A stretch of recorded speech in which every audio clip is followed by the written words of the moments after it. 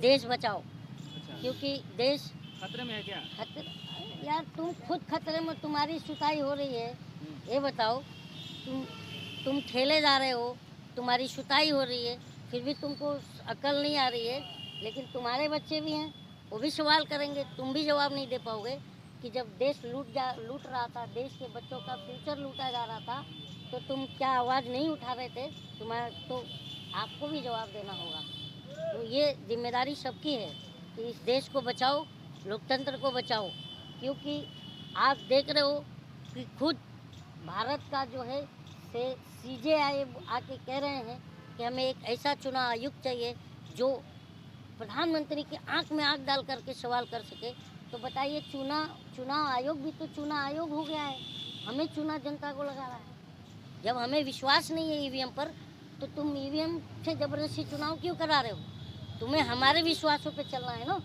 तुम निष्पक्ष हो, तुम सत्ता के साथ नहीं, तुम्हें जनता के साथ होना चाहिए, ये मैं कह रहा हूँ। तो सबको इस साथ जागरूक होना पड़ेगा और देश बचाना पड़ेगा।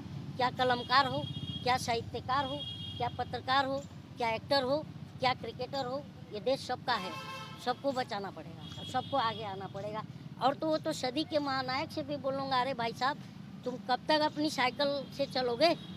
पेट्रोल, जब 2014 में पेट्रोल के दाम बढ़ते थे तो बोलते थे कि मैं मेरी गाड़ी को आग लगा दूं और साइकिल से चलूं। तो मैं तो वो महानायक से बोलूँगा कि अबे महानायक, कब आएगा? कभी 1-2-4 ट्वीट तो कर भाई। इतना 100 रुपये तो पेट्रोल हो ही गया ना, सेंचुरी मार गया। मोदी जी की उम्र से भी ज़्यादा हो गया कब पेट्रोल। और बोलते हैं कि मैं बहुत लकी आदमी हूँ कि डीजल का दाम कम हो गया, पेट्रोल का। अब क्या हो गया? तो पूछे उनसे, आप ही लोग पूछोगे ना, तो आप कब पूछोगे? इसके लिए आपका क्या है कि मोदी जी को हटाना चाहते हैं? मैं क्यों हटाऊं? मोदी जी मेरे दुश्मन नहीं है। तो जब मोदी जी गुजरात के सीएम थे तो मैं जाके सवाल नहीं करता था। जब भारत के पीएम बने तो भारत की जनता सवाल करेगी। अगर उनसे नहीं करी तो युगांडा के प्रधानमंत्री से करेगी क्या? छोटू जी राजनीति की बात कर रहे हैं, क्या राजनीति में कभी दिखेंगे? कभी नहीं। मैं कंगना रनआउट थोड़ी हूँ। वो जो रनआउट होता है वो पॉलिटिक्स में आता है। अभी हमारे लाइफ चलती रहेगी बुढ़ापे तक। छोटू जी, आप इंटरटेनमेंट के बादशाह हैं, स्टार हैं, अब क्या कहेंगे? अब जो है राजनीति की ओर जो है लोगों को अब जागरूक करने की चेष्टा कर रहे हैं कि जो देश में जो राजनीतिक चल रही है। देखिए भाई, हाँ। जागरूक होना चाहिए। अगर मुझे देश सुनता है तो मुझे देश को बताना चाहिए कि ये गलत हो रहा है। नहीं तो ये देश के प्रति अगर देश का कुछ भी नुकसान होता है और पढ़ा लिखा समाज अगर आकर नहीं बोलता है तो वो भी जिम्मेदार है बर्बादी का, है नहीं है? आप बताइए, इंस्टीट्यूशन का बेचना सही बात है? प्राइवेटाइजेशन सही है क्या? प्राइवेटाइजेशन का मतलब क्या होता है आपको पता है? प्राइवेटाइजेशन का मतलब ये होता है कि जब गवर्नमेंट जो ऑर्गेनाइजेशन होती है वो कम से कम लागत में जनता तक ज़्यादा से ज़्यादा सुविधा पहुंचाने की कोशिश करती है जब कोई आपदा आती है। और जो प्राइवेट इंस्टीट्यूशन जब जाएगा प्राइवेट को, तो प्राइवेट क्या करेगा? कम से कम लागत में ज़्यादा से ज़्यादा जनता से पैसा कमाने की कोशिश करेगा। ये डिफरेंसेस है प्राइवेटाइजेशन होने का। तो आज प्राइवेटाइजेशन पर जो अंधभक्त ताली बजा रहे हैं, बवासीर इनको भी है, उठते बैठते दर्द हो रहा है, लेकिन ये बता नहीं पा रहे, इतने तलवे चाटेंगे। बिहार में आने का कोई खास पर्पस? क्यों? बिहार मेरे देश का राज्य नहीं है? बिल्कुल है, लेकिन कोई खास पर्पस है? पर्पस आपसे मिलने आए, आप भी हमारे देश की बहन हो, आपसे मिलने आए। देश को खतरा किन से है? देश को खतरा किन से है? आप लोगों से, मीडिया वालों से। चौथा स्तंभ है मीडिया। अरे चौथा स्तंभ को दिमाग चाट गया है, कब वो गिरेगा मालूम नहीं। 3 राज्यों में बीजेपी और- जीत रहा है। हाँ।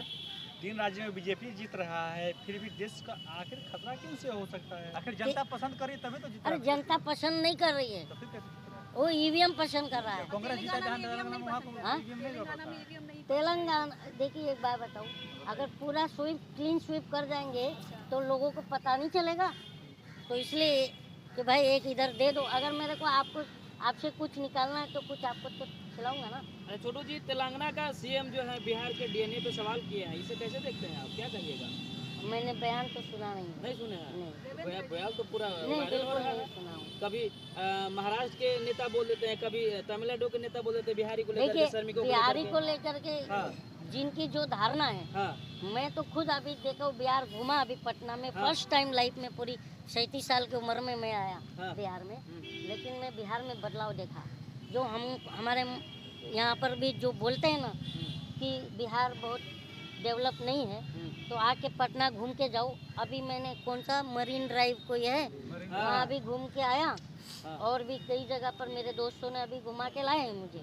तो बहुत अच्छा डेवलप है, मेरी तरफ इंडस्ट्रियल एरिया भी यहाँ पर मेरी बढ़िया है। ड्राइव छोटू जी कैसा लगा आपको क्या? देखने में पटना का मेरी बहुत बढ़िया लगा मनोज भाई। वाजपेयी भी फिल्म का प्रमोशन वही करते हैं। कौन? मरीना अरे ड्राइव तो- मनोज वाजपेयी की बात अलग हो गई, हाँ हाँ वो एक बड़े एक्टर हैं, हाँ।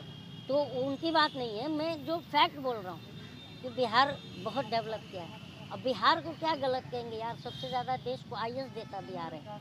तो जिनकी मेंटेलिटी जिस हिसाब से उस हिसाब से वो बोलता है, लेकिन अगर वो सच में आके देखे तो उसको मोदी के विदेश नीति पर क्या कहेंगे? विदेश, मुझे तो विदेश मंत्री कहीं दिखाई नहीं। मोदी जी विदेश मंत्री का काम कर रहे हैं। क्या विदेश नीति बताओ। इतना अच्छा उनका विदेश नीति है। हाँ, वो तुम लोग ही मीडिया वाले हो, तुम लोग ही बोलते हो आज भारत के प्रधानमंत्री विदेश से भारत आएंगे, तो वो तो हमेशा विदेश ही में रहते हैं। वो तो अच्छा, कैसे आप कोरोना काल में कैसे बेचारे रह गए इतनी मेहनत तक। छोटू जी आप कवि भी हैं, मोदी जी पर एक कविता गा दीजिए जो आपका अच्छा लगता है। अच्छा, एक गाना बिहार की अगर आप बिहार हम देखिए मोदी जी से यही कहते हैं कि मोदी हम तो लुट गए तेरे राज में, जाने तुझको शर्म कब होगी। ओ हम तो लुट गए तेरे राज में, जाने तुझको शर्म कब होगी। 15 लाख का वादा करके वोट बैंक को लूटा, 15 लाख का वादा करके वोट